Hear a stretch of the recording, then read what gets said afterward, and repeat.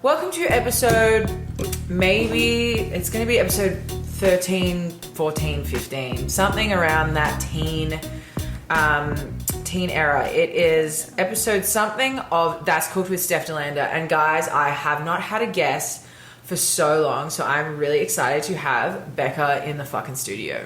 What's up, guys? Or do I pronounce it B3CCA? You know, there's lots of different pronunciations. Some people go with B3CCA. B3CCA. I've never heard B3CCA. I love B3CCA. I like B3CCA. Who the fuck came up with B3CCA? Honestly, okay, the first person who I heard say it was Bobby Orlando. That's funny. I have also heard like ring announcers. Really? Say it, yeah. And they like afterwards they were like, oh my god, like the promoter told me like no, it's not hilarious. I'm so sorry, and I'm like, yo, I love it. It's so funny. I like B3CCA. Yeah. Becca. So where did B3CCA come from? Like what's the deal with the three? Because I love it. But what's your vibe? It's honestly kind of a sad story. Oh no. Because what happened was I was having a birthday party at a bowling alley. Mm-hmm. And classic venue for a B-Day party, by the way. Yes, exactly. And they had like a sign where they would put up like happy birthday whatever like on the outside of it, right? Oh my god. Wait, is this a real story? Of course. Oh my god. But there was somebody else the same day who had the same birthday as me, having a birthday party at the same venue, the bowling alley. Yeah. His name was Ebenezer. It was what? Ebenezer. Ebenezer, and it has a lot of E's in it. So that's not a name. They took up, it is, Ebenezer. Ebenezer, what? Like Ebenezer Scrooge. That's a really cool name, but I don't believe it's an olden times name. It is? Okay. Mm-hmm. All right. Anyway, so Ebenezer was having a birthday party. They used up all of the E's on his name on the sign. So then when they went to do Happy Birthday Becca, they had to use a 3. Wait, are you being for real? Yeah. And it was like B3CCA. When was this? And now it's just stuck. But when was this? A long time Like, was ago. This before you were a wrestler? Yeah, before I was a wrestler. Right. It was for my 21st birthday. That's like such an origin story. Yeah. I thought you were just gonna say like, I don't know, I thought it was cool. Like, it is cool. It is cool. But the fact that like it was fucked up at a bowling alley is like the funniest thing I've ever heard. I've grown into it. You know what I mean? Like, at first I was just like Becca. Yeah, I guess I'm B3CCA. Yeah. I'm B3CCA, bitch. Yeah. Yeah. And it's like people are like, oh, you're like cool, you're on the internet because you use like speech or whatever. That's what I thought. That's why I thought you did it, but no, it just works. It does. Works like that. Wow, there's a cat shitting in the background, but that's okay. I feel like right now I have like supersonic hearing. Did you feel that when you? I mean, you know more about this audio shit than me, but I feel like you can hear everything. Yeah, I'm like, someone's doing a shit. The fish tank filter just turned on. Mance is gonna be home in an hour. I can just like sense it all. I can like hear my heart beat and like the sweat. Yeah, just like out of my being body. A disgusting pig. I can feel the whole thing. Yeah. Okay. B3CCA. Okay, so you're in my house in Orlando, which is pretty fucking cool. It's pretty nice. Pretty nice. Pretty cool. Nice. Well, no, it's cool having you here. Like, this is pretty fucking cool. Because we are collabing. This episode's probably not going to come out at least for like a week or two. So if you guys listen to That's Cooked, you guys are gonna get the inside skizoops because we haven't posted about this shit at all. It's been on lock. I'm not gonna say anything else, but there will be a B3CCA SDL collab very, very soon. Dropping. So that's why Becca's in town, and it's really exciting. It's going to be the first of many collaborations between the two of us. Yeah, you guys are fucked. Yeah. We're collabing now. You guys it's terrifying for you guys. You guys are totally fucked. And also, I hate to say it, but the more I do fun, creative shit, the more I'm like, I don't want to wrestle. And like, of course I want to wrestle. I love wrestling. I'm always going to wrestle. But like, there's something so fun about like flexing your creative bone. And it doesn't matter what way it is. Like, I don't know, I've had so much fun this weekend, like, you know, working on the project that we were doing. and I don't want to slip up and give anything away, but I kind of want to talk to you about, because you're the pop star, right? And I've always been really intrigued by people who manage to work in like part of their real life persona or like another interest outside of wrestling or a different type of performing art and like twist it into their kind of wrestling character. And you've managed to do that really seamlessly. So what came first, wrestling or music for you? Honestly, music did. Right. But not pop music. I was in a punk band in high school. Oh my God. This is why I like doing this podcast, because like I learn all this shit about my friends that I had no idea about. Yeah. So a punk band? Yeah. Like punk band. Like a DIY, like yeah, I did some vocals for it. I played drums. Can you send me some, do you have any like, I can pull it up right now. Oh my God, pull it up right the fuck now. Pull that shit up. You can hear me scream. I have a song oh my God. I'm like screaming. Oh my God, how old are you in this? 16? Oh maybe? my God, this is so gangster. Wow, I'm like shook right now. Still have our stuff up on Bandcamp. What was the name of the band? Oh, we were called P.M.S. Why? Well, okay, we were like all female. Right.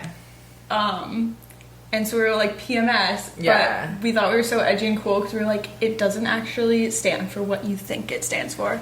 It actually stands for pooping my shorts. Wait, it stands for pooping my shorts? Yeah. Fuck. It was so stupid. It was dumb, but it was great. This is like some lore that I did not know. Yeah. Okay. Pooping my shorts. Oh my God, please. One of these is the one where I'm screaming. I think it's this one. Oh my God. Oh my God. Oh my God, I'm so happy about all of this. I think this is it.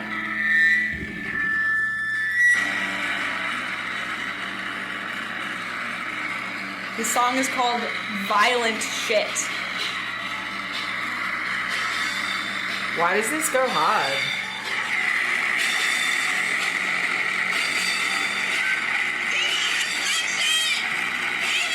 Is that you?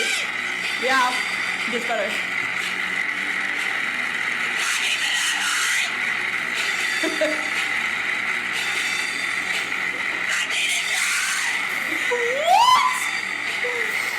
Yeah. Oh my God. That's pretty much the whole song. But yeah, oh my God. We have like a little what the fuck album that we released, but okay, I will say what we have online is different than what we released because we were like, we're like anti-technology or whatever. God, so we only released it on CDs. All right, Taylor Swift, relax. I know. You only put it on CDs. The final version of like what we recorded. Was CDs obsolete by the time of this, or did they still exist? CDs were pretty much, it was pretty much streaming by the time we did this. Wow, that's so iconic. We did it. I think we tried to do cassettes, but we like couldn't figure out how to do it. Like, whatever. Oh my God. But these are demos that are posted online. So did you ever perform this anywhere? Oh yeah, we performed a bunch of shows. Do you have like video footage?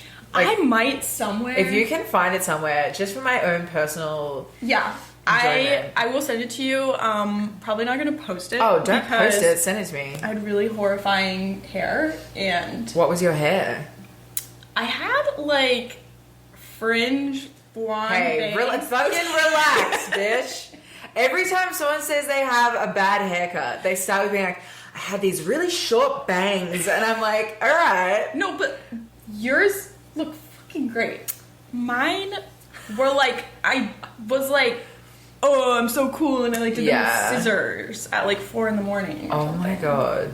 Yeah, it wasn't good. And like blotchy, because I was like, I'm gonna be blonde, but I refused to go to a salon because I was like too cool for that. So I had like blotchy blonde hair. Right. It's really bad. Oh my God. Yeah. I'm excited. Like, punk Becca was. So how did punk Becca transition into pop star Becca? Like, what was the transition there? Yeah, I think that like I I kind of like stopped making music for a while. Right. Why did you stop?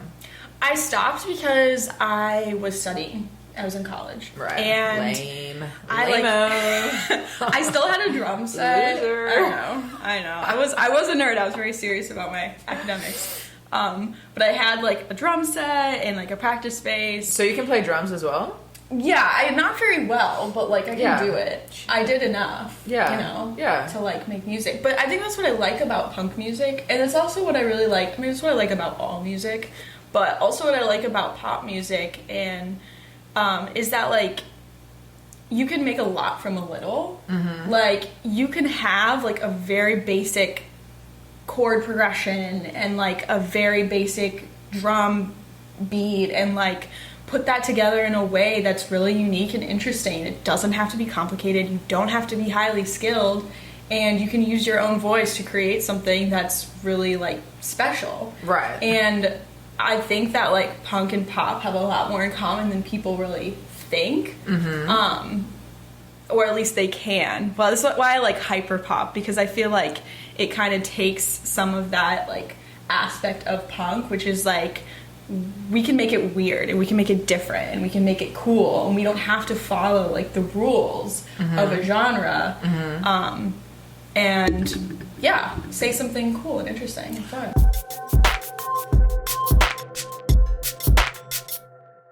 So I'm still confused. What the fuck is hyperpop? It's like give me some examples of like hyperpop artists. Well, now hyperpop is becoming kind of mainstream. So we have like Pink Pantheress. Right. She's like a hyperpop who's like very popular. Charlie XCX has a lot of hyperpop influence and does create a lot of hyperpop stuff too. Okay. But like I think when people think of pop music, like they think of like popular, but there is a lot of like parts of pop music that like you could make a pop song that's like not like cookie cutter and not popular, and the point of it is not to appeal to the masses. It's like the sound is pop, not like the idea of it being popular. Exactly. Right? Okay. Yeah, so that's kind of what hyperpop is. So you take kind of like the pop like template or like the sounds of pop, and then you use it to make like a really exaggerated version of pop. So exaggerated that it's almost like not really popular. So it's kind of like you either like it or you don't kind of thing. I think so. Right. But it is becoming mainstream now. So I'm kind of like, I don't know, maybe a lot of more people like it than people are like getting into it. Okay, fuck. So then what, like, and sorry if these are just such lame questions, but I just find this so interesting. I might be, if you're listening to this and you're like, that's not what hyperpop is, sound off in the comments. Suck my dick. Don't comment, don't subscribe, fuck off. If you're a gatekeeper of hyperpop, you're on the wrong fucking page. Fuck off with that. Yeah, you know what, you're right. My definition is right. Exactly. And you're all wrong. But I feel like music is like wrestling, and it's like art, and it's like comedy, and it's like fucking any sort of art form and entertainment it's like the whole fun of it is it's not in one box. You know what I mean? Who's to say something is one way? You can create whatever you want and you can fucking call it whatever you want, especially in this day and age. Like, it's 2024. You can literally do whatever you want. And I think that's like what's cool about it. Yeah. But so musically, when you were starting out, like when we had transitioned from like our punk era to now into this like pop, hyperpop, what artists influenced you when you first started? I really love the artist Sophie. She was like kind of one of the first hyperpop, like kind of like in my mind, one of the founders of hyperpop. Right. Tragically passed away a few years ago. Oh my god, really? RIP. Yeah. Really, really sad. But definitely I was just about to say, don't know who Sophie is. Sorry if you're watching That's Cooked. Guess she's not watching That's Cooked. I feel That's like really sad. Sophie is someone that like if you ask any hyperpop artist who influenced them, or like really any genre, I mean like pop related genre, like they're gonna know who Sophie is. Right. Because what she did was so like groundbreaking. And so authentic too. And I think that's the thing about her that inspires me the most was like she never did anything that she didn't want to do. She never made anything she didn't want to make, and she made things that were really unique and cool and like different and inspired like a whole generation of artists. This yet again silly question. So an artist like Lady Gaga, obviously like she's a pop artist, but does she fall anywhere near the hyperpop with any of the crazy shit that she's done, or is that more just like pop but her own flavor of like whatever the fuck she's doing? That is such a great question, because I do feel like, I love how I said you can't categorize shit, and now I'm like, all right, where do we put Lady Gaga? No. What category is Gaga going in? But I just, when you were talking about like the originality and like not doing anything she doesn't want to do and like the creative shit, my mind was like, I feel like Gaga is like that. Yeah.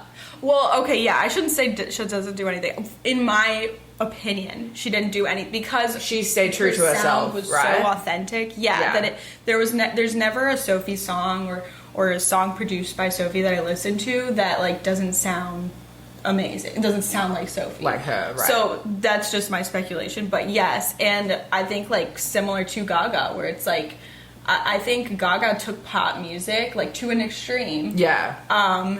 Especially with like the fashion and the meat dresses and the especially all of that stuff. It was so like at that time period, because now we've got like people like Doja Cat and like Cardi and Megan and like so many other artists going like so extreme and doing like it's almost normalized now. Like if you saw someone wearing a meat dress in 2024, you'd be like, yeah, of course they are, because who gives a fuck? Everyone's doing whatever they want. But I feel like it was like especially groundbreaking when Gaga was doing that stuff, because like no one was doing shit like that like at that time. Celebrity news was so different then too. Like it was a lot more judgmental as well. Yeah, it was like what is wrong with her? Like she's sick. She needs to be like locked up in an insane asylum. Like that was like when she wore the meat dress. Like that is what people were saying about her. Whereas which is like, now, if someone else did that, it would be like, wow, so artistic. She's amazing. Yeah, and then it would be on the news cycle for like 1 second, and then and then something else would happen. But like, no, that is so true. I feel like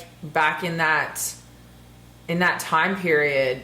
No, and that's not to shit on any other artists, and not saying no one else was doing like cool creative stuff or like being individual or whatever, but I feel like especially for women there's like expectation of like, yeah, you can do shit, but you still have to be sexy, and you can't like you still like as a female we still kind of want you to look a certain way, and we've got to be able to market you a certain way and package yourself, and don't go too crazy with those outfits, because you know what I mean, someone might not find it hot and whatever else. And I feel like now we've gotten to a point where it's like we can have artists, female artists as well, who it's like your job isn't to be hot anymore. Like if you are cool and creative and make awesome art, no one gives a fuck what you look like, and like it's cool for you to shave your head or dye it bright pink or to wear crazy shit and to completely cover up or to not cover up at all. Like whatever it is, I just feel like today versus maybe like 10, 15 years ago, I feel like it's like a different landscape of music. And this is from someone who's not involved at all, just like literally looking from the outside, looking in.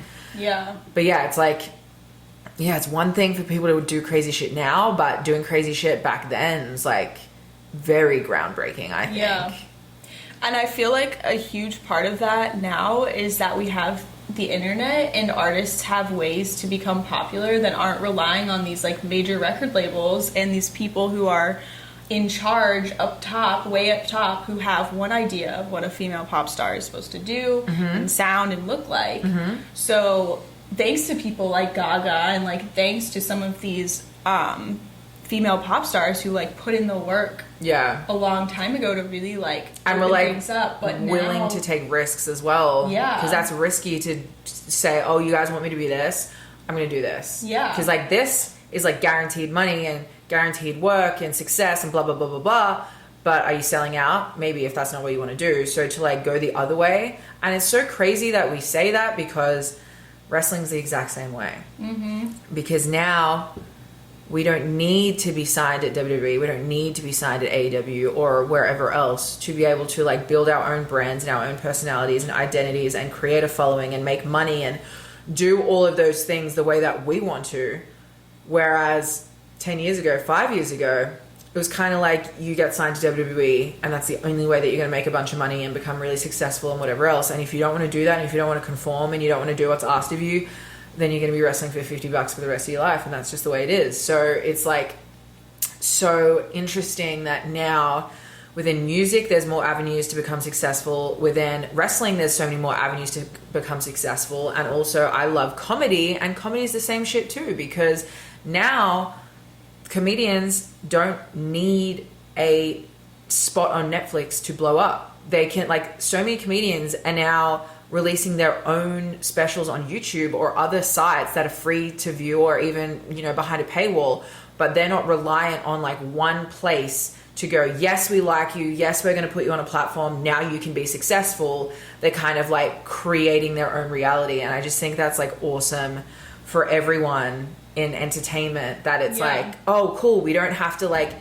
eat shit for years and years and years and years. And if one guy tells me that I have to get rid of my blonde bangs and like fucking get a pair of fake tits or change this or change that or whatever else, or sound a certain way or look a certain way, if I don't do those things, I'm not going to be successful. It's like, no, it's like, I feel like you're almost encouraged to like find yourself in every way. And I think it leads to a lot more like interesting people and interesting music and interesting artwork and all that kind of stuff. I just think it's really cool. It is. And I feel like it scares people who like the status quo and the way it's always been. Yeah. And I think that's so interesting too, because the more diversity you have and the more like, you know, different avenues that people have to get success, that original way that people are going to get, like the traditional record label, the traditional like getting signed, you know, like all of those things, that will always be there. Yeah. Like that's not going away. Yeah. Just because other people now have opportunities to build a fan base and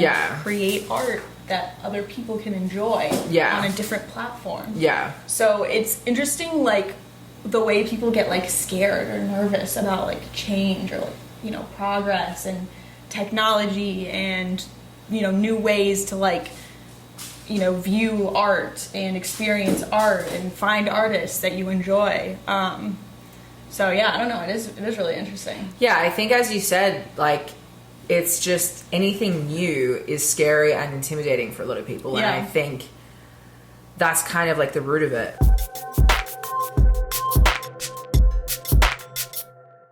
But I did want to ask you, how is the rivalry with T-Swizzle going? Where are we at?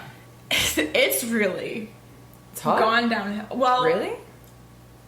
Like, okay, so how many private jets did you fly on this week to see your NFL superstar boyfriend? Exactly. See, I care about the environment. You care about the environment. You could. Lord knows Becca could. She could afford a private jet. She's choosing not to because she loves and respects the environment. A true humanitarian.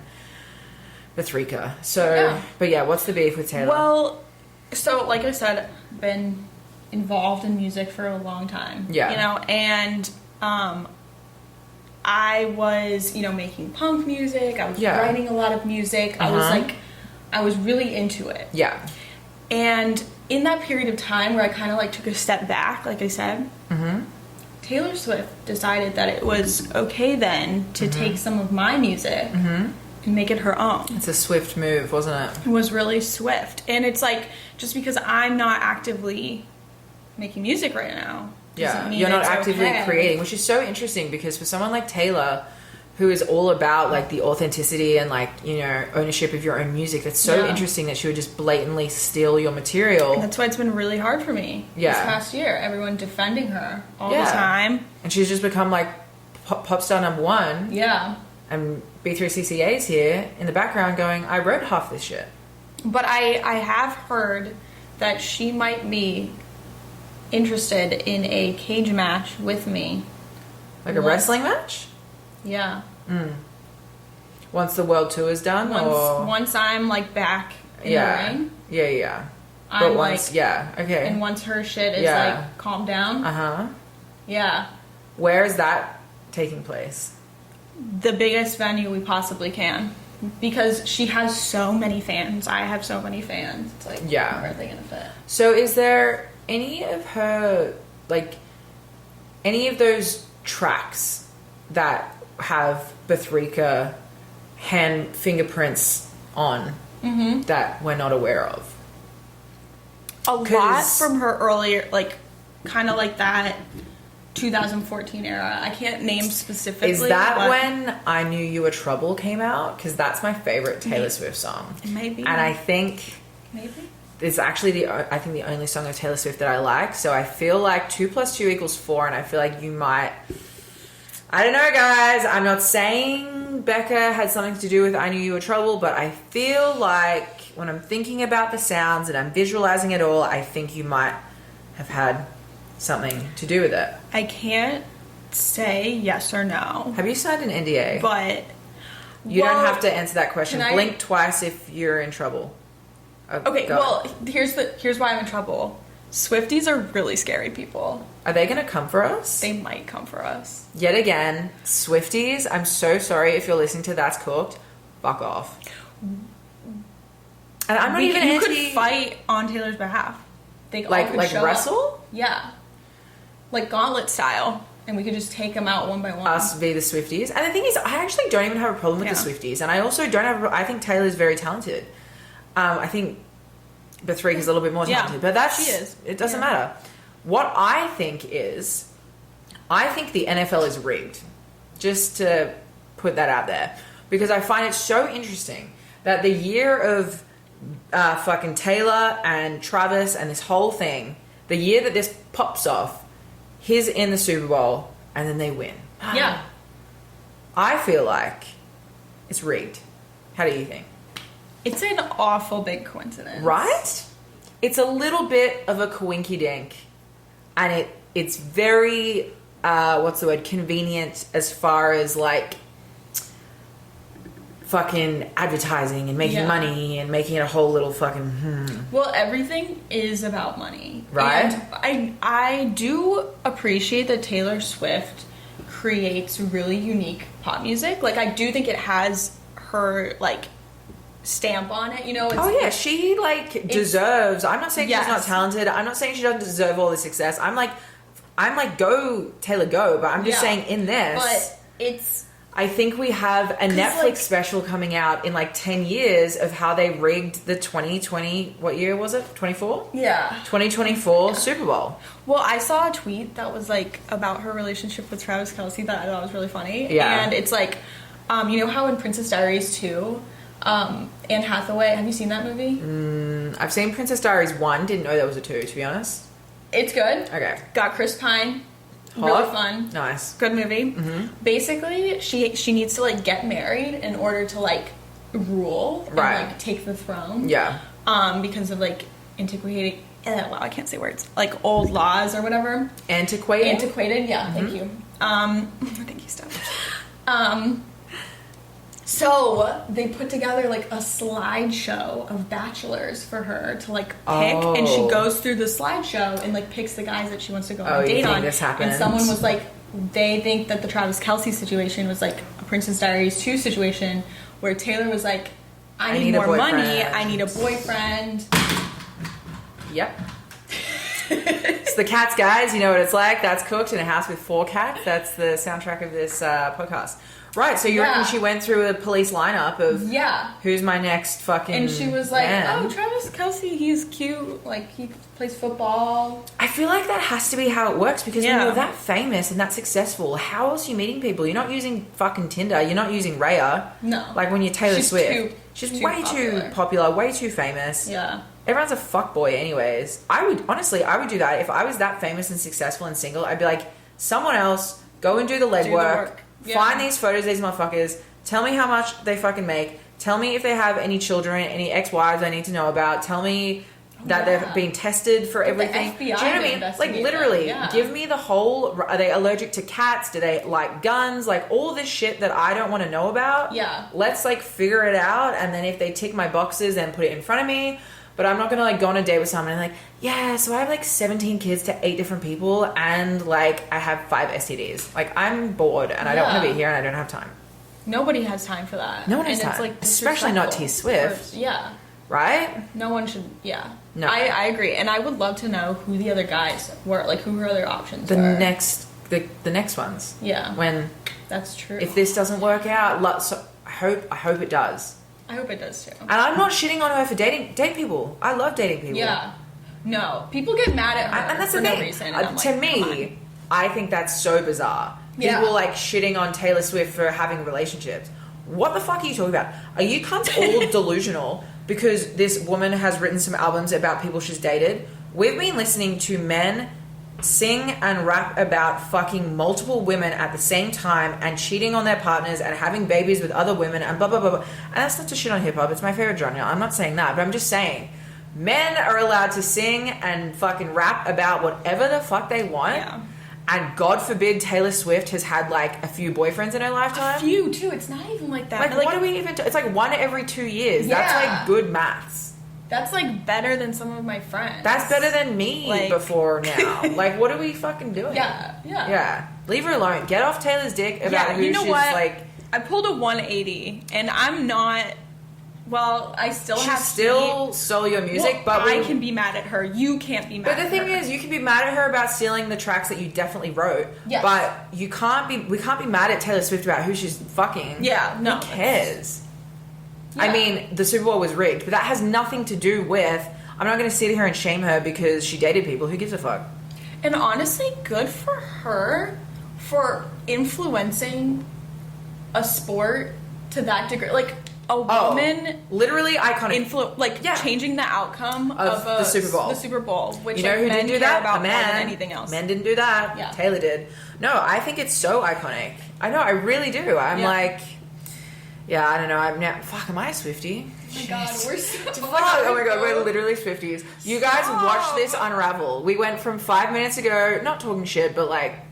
To now we're literally standing on the throne defending Taylor Swift. This is how it starts. It's a disease. It's contagious. You actually brought it into my house. I'm sorry. And now I've caught it. Well, I think it's like the sibling thing where like somebody like at school is like beating up your sibling and you're like, oh, I'm going to kill them. But then your sibling comes home and you're like, I'm going to beat you up because you're my sibling. So like I can beat you up. But other people can't. Yeah. Yeah. Oh, fuck. Guys, I think I'm a Swiftie. Yeah. Shit. Rats. Next week we'll be wearing merch. Yeah, next week. Let's talk about... I'm wearing my Pumpkin King World Tour t-shirt. If you guys listen to That's Cooked regularly, you know I'm a huge Nightmare Before Christmas fan. It is February. We are nowhere near October, but I am wearing my Halloween shirt. What have you got on? Oh, I'm actually... this is another podcast. I've never been on it, but I listen to a lot. Who is it? What is it? It's called Otherworld. What is that about? It's about like supernatural stuff. Oh, Mance would love that. It's really interesting. Otherworld. Yeah, I bought this to like support them. Speaking of supernatural stuff, yeah, Otherworld. Shout out. Shout out. You guys probably have way more followers than me, but like, shout out. The aliens in Miami. Did you hear about that a few months ago? We did an episode on that. No. The aliens at the Miami Mall. I did a full. Oh, yes, right. but it wasn't. I did hear about this. No, I believe it wasn't. It was fucking aliens. There was 100% aliens at Miami Mall. And then a few days ago, actually last week, a house exploded in Virginia again. Did you see this? No. Oh my god, you need to keep up. I keep up with like the dumbest shit. Another house in Virginia exploded, and like the police fucking presence was the same as the aliens in Miami. They're coming, guys. Just to let you know, they're coming.